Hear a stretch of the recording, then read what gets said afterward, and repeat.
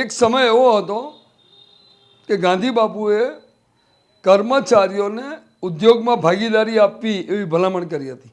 ઉદ્યોગ તો જ તંદુરસ્ત બની શકે જો કર્મચારીઓને તમે ભાગીદાર સમજો અને એ પ્રમાણે એના ઉત્થાન માટે પ્રયાસ કરો.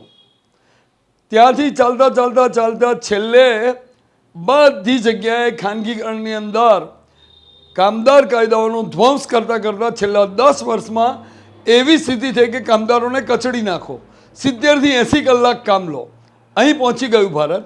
એવા તબક્કે બ્રિટનની 200 કંપનીઓએ માત્ર વીકમાં 4 જ દિવસ કામ રાખવું અને કામદારોને આનંદિત રાખવા, જેના કારણે કામદારની પ્રોડક્ટિવિટી સુધરશે, કામની ક્વોલિટી સુધરશે, કાચા માલનો બગાડ અટકશે અને વધુ સારું ઉત્પાદન મળી શકે.